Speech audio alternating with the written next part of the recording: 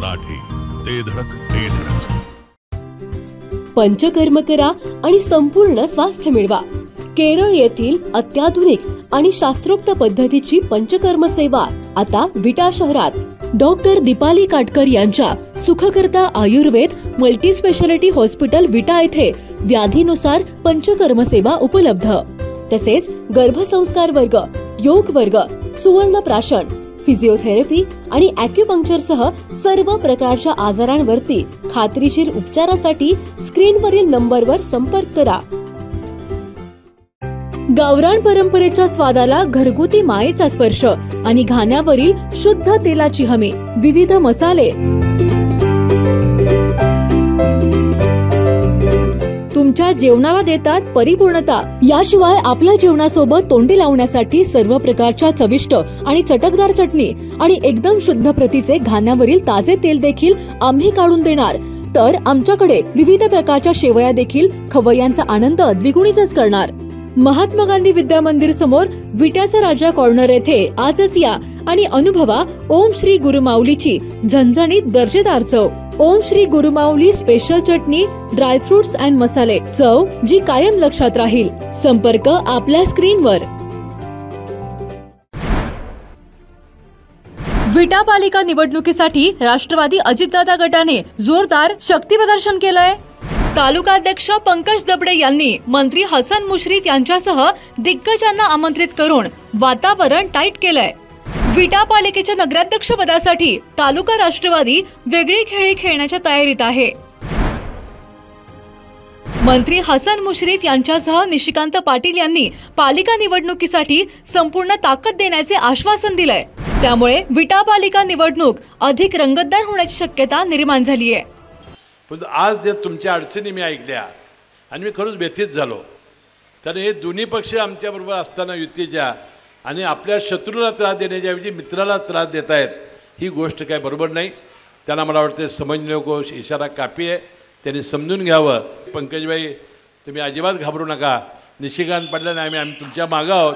या पुढच्या काळामध्ये आपण खांद्याला खांदा लावून या तालुक्यामध्ये काम करू आणि खानापूर तालुका हा राष्ट्रवादी काँग्रेसमय करण्यासाठी आपण सर्वजण मिळून मेहनत करू, एवढा विश्वास मी या निमित्ताने देतो. पंकज भैया, तुम्ही ज्या ठिकाणी काम करताय तो जिल्हा, तो तालुका हा यशवंतराव चव्हाणांचं जन्म ठिकाण आहे. आजपासून आता रडायचं नाही, लढायचं. आम्ही सगळे सोबत आहे. ज्या क्षणी तुम्हाला निराशा वाटेल, ज्या क्षणी तुम्हाला थोडंसं दुःख वाटेल, त्या क्षणी मुश्रीफ साहेबांचा चेहरा समोर आणायचा आणि लढायला सज्ज व्हायचं.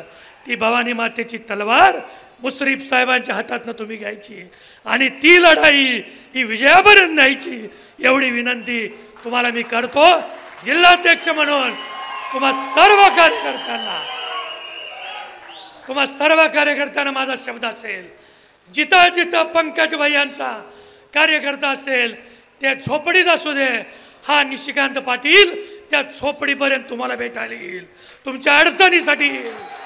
आणि पंकज भैया हा या खानापूर तालुक्याचा नेता, राष्ट्रवादीचा नेता म्हणून निश्चितपणानं भविष्य काळामध्ये तुमच्या दारामध्ये तुम्ही त्याला नेता म्हणून उभा करा, नेता म्हणून सपोर्ट करा, नेता बनवण्यासाठी आशीर्वाद द्या, एवढी विनंती तुम्हाला करतो. हा तालुका पंकजबाईच्या विचाराचा, राष्ट्रवादीच्या विचाराचा उभा करा. तुम्ही ज्याच्यावर बोट ठेवाल त्या हा जिल्हाध्यक्ष तुम्हाला देईल, हा शब्द या निमित्तानं या ठिकाणी देतो. मला मनापासूनचा आनंद झाला की या खानापूर तालुक्यामध्ये राष्ट्रवादी काँग्रेस पक्षाची ही स्थिती चांगली नसताना पंकजभाई दबडे यासारखे लोक आपल्या मागं आले आणि 4 महिन्यामध्ये अतिशय चांगली परिस्थिती या तालुक्यामध्ये त्यांनी तयार केली. आणि त्याचा परिणाम मगाशी अनेक वक्त्यांनी सांगितल्याप्रमाणे त्यांना त्रास देण्यामध्ये होतो आहे. आपल्या या राज्यामध्ये आज युतीचं शासन आहे आणि तिन्ही युतीचे घटक आपण एकत्र आहोत.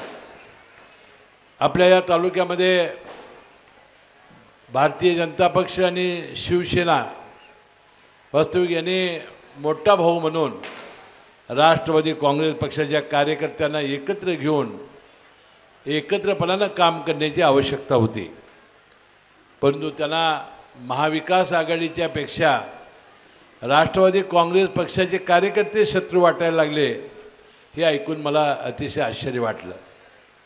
पंकजभाई दबडे यांनी मला आता सांगितलं की काही लोकांनी आमच्या कार्यकर्त्यांना मारहाण केलेली आहे आणि सातत्यानं या घटना घडत आहेत. मी तात्काळ जिल्ह्याचे जिल्हा पोलीस प्रमुख आणि आपले जे निरीक्षक असतील त्यांना निश्चितपणानं सांगेन, अशा प्रकारचा त्रास पुन्हा राष्ट्रवादी काँग्रेस पक्ष सहन करणार नाही, ही ताकीद आम्ही त्यांना देऊ. आणि आपल्या या जिल्ह्याचा संपर्क मंत्री म्हणून सातत्याने मी आपल्या संपर्कामध्ये राहीन. आपण सातत्याने माझ्या संपर्कात राहा. माझा नंबर निशिकांत दादा पाटलांच्याकडे आहे. आपण कधी मला फोन करा, रात्री बेरात्री फोन करा. हा हसन मुश्रीफ तुमच्या मागं हिमालयासारखा उभा राहील असा विश्वास मी या कार्यक्रमाच्या प्रसंगी देतो. बंधुभगिनींनो, आपल्या जिल्ह्यामध्ये निशिकांत दादा पाटलांनी फार कमी वेळामध्ये अनेक चांगली मंडळी आपल्या राष्ट्रवादी काँग्रेस पक्षामध्ये आणलेली आहेत. मला वाटते राजेंद्रनाथ देशमुख असतील, अजितराव घोरपडे साहेब असतील, आपले शिवाजीराव नाईक साहेब असतील, किंवा आपल्या विलासराव जगताप साहेब असतील. मला वाटते की येणाऱ्या या नगरपालिका जिल्हा परिषदेच्या निवडणुकामध्ये एवढी मोठी मंडळी आल्यानंतर आणि स्वतः निशिकांत दादा पाटील या वाळव्या तालुक्यातून फार काटावर पराभूत झालेले आहेत, आता त्यांनी सांगितलं. मला वाटतं एक चांगली टीम या जिल्ह्यामध्ये राष्ट्रवादी काँग्रेस पक्षाची तयार झालेली आहे. येणाऱ्या या निवडणुकीमध्ये आपण चांगल्या प्रकारे काम करू असा एक विश्वास त्यांनी व्यक्त केलेला आहे. बंधुभगिनींनो, समन्वय समितीमध्ये आमचं ठरलं की पालकमंत्र्यांनी दोन्ही संपर्कमंत्र्यांना बोलवायचं आणि सर्व तिन्ही पक्षाच्या जिल्हाध्यक्षांना बोलावून नगरपालिका, जिल्हा परिषद आणि महानगरपालिकेमध्ये आपण युतीच्या वतीनं निवडणुका लढवण्याची चाचपणी करायची. ज्या ठिकाणी आपलं एकत्र येण्याचं जमेल त्या ठिकाणी एकत्र, ज्या ठिकाणी आपली स्वबळावर ताकद असेल तिथं स्वबळावर, परंतु कुठल्याही पक्षावर टीका न करता येणाऱ्या या सगळ्या निवडणुकीमध्ये जिल्हा परिषद असेल, नगरपालिका आणि महानगरपालिकेवर युतीचा झेंडा फडकवायचं हे ठरलेलं आहे. आणि म्हणून निशिकांत पाटलांना त्या मिटिंगला आपण मी बोलावू आणि त्यांनी मला सांगायचं की कोणत्या ठिकाणी आपल्याला युती करणं आवश्यक आहे आणि कोणत्या ठिकाणी आपण स्वबळावर लढू.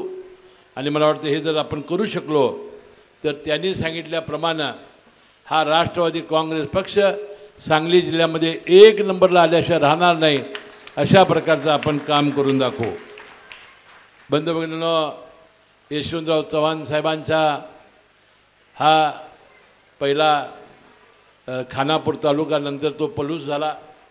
देवराष्ट्रे हे त्यांचं गाव आणि काही शिक्षण त्यांचं या गावामध्ये झालेलं होतं. म्हणजे कैलासवासी यशवंतराव चव्हाण साहेबांचं, शिवशाहू फुले आणि आंबेडकरांचं त्यांचे जे विचार होते, मला वाटते त्याचे आपण सर्वजण भागीदार आहात. ज्या माणसानं अनेक वर्ष या राज्याचं मुख्यमंत्रीपद भूषवलं, संयुक्त महाराष्ट्राचं अमृत कलश ज्यांनी आणला आणि ज्यांच्या नावानं आमचा हा पक्ष चालतो आहे, त्या कैलासवासी यशवंतराव चव्हाण साहेबांचा आपलं हे जन्म तालुक्याचं ठिकाण. आणि म्हणून त्यांच्यापासून आपण सगळ्यांनी आदर्श घेऊन अजितदादा पवार यांनी युती शासनाला पाठिंबा देण्याचा निर्णय घेतला. कारण राज्याचं विकासाचं स्वप्न जर साकार व्हायचं असेल तर केंद्रामध्ये आणि राज्यामध्ये सत्ता असल्याशिवाय ते शक्य होणार नाही. म्हणून आपण युतीला पाठिंबा देण्याचा निर्णय घेतला आणि गेले मला वाटते पहिले 2.5 वर्ष आणि आता जवळजवळ 1 वर्ष, 3 वर्षापेक्षा जास्त काळ आता आपण सत्तेमध्ये आहोत. आत्ता ज्याचा उल्लेख प्रतापदादांनी केला, जे चांगले निर्णय घेतले की ज्याच्यामुळं आपली सत्ता पुन्हा आली, त्यात अर्थमंत्री म्हणून अजितदादा पवारांनी फार चांगली भूमिका घेतलेली आहे. लाडक्या बहिणींचा निर्णय असेल, 10 वर्षापर्यंत शेतकऱ्यांच्या वीज बिलाचा माफीचा प्रश्न असेल, किंवा अनेक जे प्रश्न आहेत त्याच्यामध्ये दादांनी फार मोठी भूमिका वठवली आणि त्याचा परिणाम गेल्या निवडणुकीमध्ये 132 ते 37 विधानसभेचे आमदार आपल्या युती शासनाचे आले आणि देवेंद्र फडणवीस साहेब या राज्याचे मुख्यमंत्री झाले. बंधू भगिनींनो, पुन्हा एकदा अर्थ खात्याची जबाबदारी ही अजितदादांच्यावर आलेली आहे. अजितदादा हे शब्दाचे पक्के आहेत. असं प्रशासनावर बचक असणारा एक शिस्तप्रिय नेता म्हणून आपली त्यांना ओळख आहे. आणि म्हणून निशिकांत पाटलांच्याबद्दल ज्या भावना आपल्या ठोंबरेंनी व्यक्त केल्या, मला वाटते त्या निश्चितपणानं अजितदादा पुऱ्या केल्याशिवाय राहणार नाहीत असाही विश्वास मी या निमित्ताने देतो. कारण अतिशय प्रतिकूल परिस्थितीमध्ये आपण या जिल्ह्यामध्ये काम करता ही जाणीव मला आहे, अजितदादांना आहे. आणि आम्ही प्रदेशाध्यक्ष सुनील तटकरे साहेब, राष्ट्रीय सरचिटणीस प्रफुल्लभाई पटेल यांनासुद्धा ही सगळी माहिती करून देण्याचा प्रयत्न मी करेन आणि तुम्हाला न्याय मिळवून देण्याचा प्रयत्न करेन. आता समन्वय समितीचा मी एक सदस्य आहे. तिन्ही पक्षांची आमची राज्य लेवलला समन्वय समिती आहे. त्यामध्ये समित्या कशा नेमायच्या, त्यानंतर जे SCO आहेत, ऑनररी मॅजिस्ट्रेट ज्याला म्हणतो, त्याच्या नेमणुका कशा करायच्या आणि आपण निधीचं वाटप कसं करायचं याचं सूत्र ठरलेलं आहे. आता काही दिवसामध्ये ही आचारसंहिता आलेली आहे. आता हे सगळं काम आणि मग राज्यात लेवलची महामंडळं, जिल्हा लेवलची मंडळं याच्याही नेमणुकीचं सूत्र हे ठरलेलं आहे. आणि म्हणून राष्ट्रवादी काँग्रेस पक्षाच्या वाट्याला जे हे मंडळं येतील किंवा जे सदस्य येतील, तालुक्याच्या समितीमध्ये घालण्यासाठी जे आपली संख्या ठरेल त्याचा मी आणि निशिकांत पाटील साहेब, आपले आलेले सर्व माजी आमदार एकत्र बसून आम्ही निर्णय घेऊ. परंतु हा निर्णय या स्थानिक स्वराज्य संस्थेच्या निवडणुका झाल्यानंतरच होईल. आता आपल्याला येणाऱ्या निवडणुकीकडे लक्ष देण्याची आवश्यकता आहे. आता विटा नगरपालिका आपली आहे, येणारी जिल्हा परिषद सांगली जिल्हा परिषद आहे. आणि आपण जर सांगितलं की आपण भारतीय जनता पक्षावर बोला, आपण शिवसेना शिंदे गटांच्यावर बोला, त्यांची बोलण्याची माझी तयारी आहे. आणि म्हणून आपण सर्वांनी निशिकांत पाटलांच्याबरोबर जिल्ह्यातल्या सर्व कार्यकर्त्यांनी बसावं आणि आपल्या येणाऱ्या या निवडणुकीमध्ये कसं मार्गक्रमण करायचं हे आपण ठरवावं अशी विनंती मी या कार्यक्रमाच्या निमित्ताने करेन.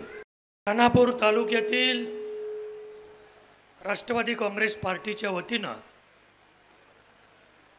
आयोजित केलेल्या संवाद कार्यकर्ता मेळाव्याला उपस्थित असलेले या राज्याचे वैद्यकीय शिक्षण मंत्री तथा राष्ट्रवादी काँग्रेस पक्षाचे ज्येष्ठ नेते आणि ज्यांना संपूर्ण महाराष्ट्रानं श्रावणबाळ म्हणून कागल तालुक्यातल्या सगळ्या माता भगिनींनी ज्यांना पदवी देऊन टाकली, ते आदरणीय मुश्रीफ साहेब, या कार्यक्रमाला उपस्थित असलेले या तालुक्याचे, या मतदारसंघाचे माजी आमदार राजेंद्रअण्णा देशमुख साहेब, सन्माननीय प्रताप नाना, ज्यांनी आपल्या सगळ्यांना निमंत्रित केलं, ते पंकजभैया दबडे, कोल्हापूर जिल्हा बँकेचे संचालक आणि जे या जिल्ह्यात आमच्यापेक्षा जास्त आता सर्वपरिचित झालेले आहेत ते आमचे भैयासाहेब माने साहेब. एक गाव असं राहिलं नाही की भैयासाहेबांची टीम पोचली नाही. आम्ही परवा तालुकाध्यक्षांची बैठक घेतली. प्रत्येक तालुकाध्यक्षांनी सांगितलं की भैयासाहेबांची टीम येऊन गेली. फोन केला की विचारतात, भैयासाहेबांची माणसं येऊन गेली दादा, सगळे फॉर्म घेऊन गेले, आमच्या ऑफिसला काय जमा करायचं, हा प्रश्न भैयासाहेब तयार झाला आहे. कारण इतकं चांगलं काम भैयासाहेबांनी त्यांच्या टीमनं त्या ठिकाणी केलं आहे. हे मुश्रीफ साहेबांचे म्हणजे राम लक्ष्मणाची जोडी आहे ती कागल तालुक्यातली. जिथं साहेब असतील तिथं भैयासाहेब असतील, अशी परिस्थिती कागल तालुक्यामध्ये आहे. असे आमचे भैयासाहेब, युवकचे जिल्हाध्यक्ष अनिलजी पाटील, माजी सभापती हर्षवर्धनजी देशमुख, विटा शहराचे अध्यक्ष सतीशजी सुतार, अनिताताई पाटील आपल्या प्रदेशच्या उपाध्यक्षा, महिला आघाडी, या ठिकाणी खानापूर तालुक्याच्या महिला अध्यक्ष दीपालीताई लांब, विटा शहर अध्यक्ष वैशालीताई विभूते, ज्यांनी आत्ता अतिशय सुंदर असं मनोव्यक्त केलं ते संदीप तात्या ठोंबरे, तासगाव तालुक्याचे अध्यक्ष सचिनजी पाटील, कडेगाव तालुक्याचे अध्यक्ष कृष्णाजी मोकळे सर, जिल्हा चिटणीस सन्मान्य राजेजी भैया, जिल्हा सरचिटणीस नरेंद्रजी दीक्षित, जिल्हा उपाध्यक्ष धैर्यशीलजी मोरे, निवास पाटील, संदीप सावंत, चंद्रकांतजी पाटील, दादासाहेबजी रसाळ, यदुराज थोरात, दत्तात्रयजी पाटील, पंकज भैयावर प्रेम करणारे आपण सर्व युवक बंधू आणि भगिनींनो, खानापूर तालुक्यामध्ये साहेबांना मी मुद्दामून आग्रह केला की एक आमच्या तालुक्याचा मेळाव्यासाठी आपण यावं.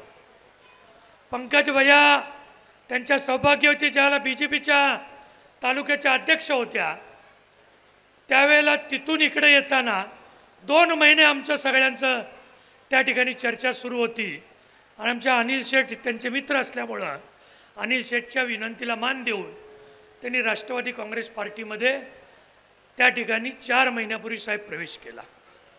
या तालुका हा स्वर्गीय यशवंतराव चव्हाणांचा जन्मस्थान असलेला तालुका आहे. देवराष्ट्रे हे पूर्वी खानापूर तालुक्यामध्ये होतं. जो विचार आपण घेऊन महाराष्ट्रभर राष्ट्रवादी काँग्रेस पार्टी काम करते, ज्यांनी स्वातंत्र्याचं आणि संयुक्त महाराष्ट्राचं मंगल कलश ज्यांनी आणला आणि या राज्याचे पहिले मुख्यमंत्री हे सन्मान्य यशवंतराव चव्हाण साहेब हे या तालुक्यामध्ये जन्मस्थान असलेलं या तालुक्याचे सुपुत्र होते.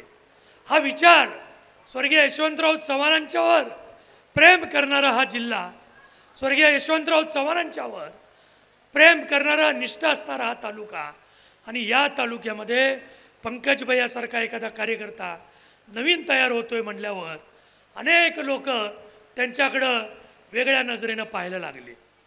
भैया मुश्रीफ साहेबांसारखा तर त्रास तुम्हाला नाही. सगळा कोल्हापूर जिल्हा एका बाजूला हो, ते ज्या मतदारसंघात उभा राहतात, मी अनेक वेळा त्या मतदारसंघात गेलो आहे, ते ज्या समाजात आहेत 5,000 सुद्धा संख्या नाही, त्यातले 2,000 सुद्धा त्यांच्याबरोबर नसतील, कारण त्यांना काहीतरी वेगळं सांगणारी काही माणसं भेटतात.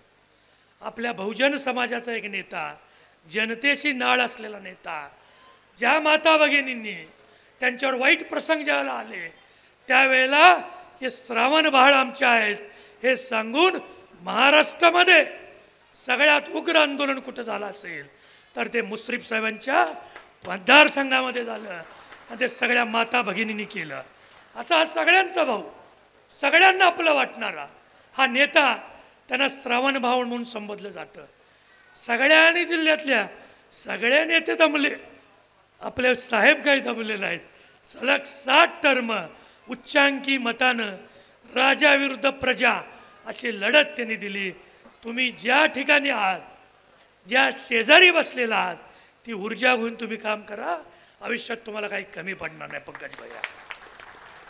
कारण मुश्रीफ साहेबांनी ज्या तालुक्यात काम केलं तो तालुका घराघरात राजकारण असलेला तालुका, घराघरात नेतृत्व असलेला तालुका आणि विक्रमसिंग घाटगेंच्यापासून शाहू महाराजांच्यापर्यंत जे वारसा म्हणजे मात्रसंस्था किंवा मात्रघर हे शाहू महाराजांचं हे कागल तालुक्यातलं आहे.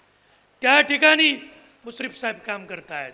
सगळ्या जिल्ह्यामधले नेते हा माणूस एवढा कसा पुढं जातोय हे पाहतायत. त्यांना अडवण्याची भूमिका सातत्यानं जिल्ह्यातल्या अनेक नेते मंडळींनी घेतली, पण आपलं हे नेतृत्व हे कधीही थांबलं नाही. त्यामुळे भैया तुम्हाला कोणाचा आदर्श घ्यायचं काम नाही. तुम्ही ज्यांच्या समवेत आज बसलाय त्यांच्याकडे पहा, त्यांचा चेहरा समोर आणा. तुमच्या आयुष्यात तुम्हाला काही कमी पडणार नाही. तुम्हाला जे जे त्रास देत आहेत तो त्रास यासाठी देत आहेत की तुमचं काम हे योग्य मार्गावर आहे आणि योग्य मार्गावर काटे असतात. पण ज्या क्षणी तुम्ही मंजिलवर पोचाल फुलांनाच स्वागत होईल हे तुम्हाला मुश्रीफ साहेबांच्या समोर सांगतो. आपला नेता एखादा आमदार सलग 7 टर्म निवडून येणं महाराष्ट्रामध्ये शक्य नाही अलीकडच्या काळात. तो विक्रम हा मुश्रीफ साहेबांनी केलेला आहे. म्हणून मुश्रीफ साहेबांचा माझा आग्रह असतो की साहेब आमच्या प्रत्येक तालुक्यात तुम्ही या. आम्हाला ऊर्जा तुमच्याकडं मिळते. तुमच्याकडं पाहिल्यावर आमचे सामाजिक न्याय विभागाचे जिल्हाध्यक्ष म्हणले संदीप तात्या ठोंबरे, तुम्ही शाहू महाराजांच्या सारखं दिसताय. मला कधीतरी तुमच्यात राम दिसतो साहेब, मला कधीतरी शाहू महाराज दिसतात, मला कधीतरी तुम्ही आमच्या सगळ्यांचे पोशिंदा दिसतात. ज्या माता भगिनींनी तुम्हाला आपला श्रावण बाळ मानला, ज्या मातेनं श्रावण बाळाची तुम्हाला उपमा दिली, असं नेतृत्व महाराष्ट्रामध्ये श्रावण बाळाची उपमा. भैयासाहेब, तुम्ही सलग 15 वर्ष संजय गांधी निराधार योजनेचे अध्यक्ष तुम्ही केलं. त्यांना मला ते भाषणात सांगितलं त्यांनी परवा, 23,000पेक्षा जास्त पेन्शन त्यांनी लागू केल्या. असा नेतृत्व तुमच्या पाठीमागे असल्यावर आम्ही जिल्हाच काय पश्चिम महाराष्ट्र त्यांच्या चरणी अर्पण करू. आमचा जिल्हा आजपासून साहेब तुम्ही दत्तक घ्या. आम्हा सगळ्यांना त्रास आहे. त्रास सांगून रडणारी माणसं आम्ही नाही, आम्ही लढणारी माणसं आहे. ज्या नेत्यानं 1 लाखापेक्षा जास्त सलग 6 वर्ष 6 विधानसभेला मताधिक्य घेत होते, त्यांना आम्ही 12,000वर साहेब आणलंय. ते तुमचे मित्र तुम्हाला पाडण्यासाठी 3 वेळा तिथं आले, परंतु असे 4 दिवस राहिले, त्यांना परत तुमच्या मतदारसंघात येता आलं नाही. जरासं दादांचं लक्ष आमच्याकडं कमी पडलं आणि तुमची एक सभा मला पाहिजे होती, पण तुम्ही तिथं अडकून पडला. भैयासाहेब, तुमची माझी आधी ओळख असती तर मी साहेबाला घेऊन या म्हणून सांगितलं असतं. आज तुम्हाला साहेब माझी विनंती आहे, आम्ही सगळे एकत्र आलेलो आहोत, हा पुरोगामी विचार घेऊन आलेलो आहोत. हा जिल्हा बघा पुरोगामी विचाराचा जिल्हा आहे. जात पात धर्म पंथ याच्या पलीकडे जाऊन या जिल्ह्यामध्ये एक चांगली युवकांची फळी, ज्येष्ठ नेत्यांची फळी आम्ही तयार करतोय. 4 माजी आमदार, 2 माजी मंत्री राष्ट्रवादी काँग्रेस पार्टीमध्ये आम्ही प्रवेश केले. या जिल्ह्यातलं चित्र साहेब बदललं. विलासराव जगतापांच्या पासून ते शिराळच्या नाईक साहेबांच्यापर्यंत ज्याला मानसी ही सगळी मान्यवर मंडळी आपल्या पक्षामध्ये आली. साहेब, आज आपला जिल्हा राष्ट्रवादीमय. येत्या निवडणुकीमध्ये तुम्हाला पहिला फोन या जिल्ह्यातल्या भाजपच्या नेत्यांचा येईल, कारण ते तुमच्या जिल्ह्यातले आहेत. तुम्हाला सांगतील आमचा जिल्हा परिषदेचा अध्यक्ष करताना तुमची मदत आम्हाला पाहिजे, एवढी संख्या या जिल्हा परिषदला आम्ही साहेब आणू, हा शब्द या निमित्तानं देतो. मला तुम्हाला जिल्ह्याचा मेळावा अजितदादांचा जो झाला, 10,000 लोकसंख्येपेक्षा जास्त लोक त्या ठिकाणी जमली. त्या ठिकाणी लोक जमल्यानंतर दादांचं भाषण झाल्यावर एक नवीन ऊर्जा घेऊन आमचे सगळे राष्ट्रवादीचे कार्यकर्ते काम करायला लागले. आणि ते काम साहेब आता तुम्हाला तळागाळापर्यंत दिसतंय. 4 महिन्यात या तालुक्यात पंकजभाईंनी एक गाव सोडलं नाही.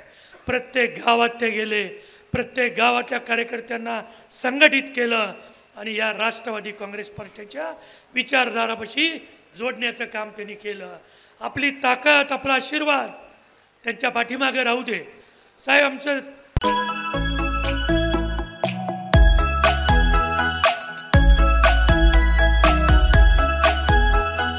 14 राज्यातून नाविन्यपूर्ण तसेच युनिक वस्तूंचे कलेक्शन आणि घरगुती सजावटीचे पश्चिम महाराष्ट्रातील सर्वात मोठे दालन म्हणजे विट्यातील ॲरोमेनिया आर्ट गॅलरी. आकर्षक आकाश दिव्यांसह विविध व्हरायटीमधील सजावटीच्या साहित्यावर दीपावली निमित्त खास डिस्काउंट ऑफर. त्वरा करा, ॲरोमेनिया आर्ट गॅलरी, जय मल्टीपर्पज हॉल शेजारी, मायनी रोड, विटा. संपर्क आपल्या स्क्रीनवर. जिओ मराठी, ते धडक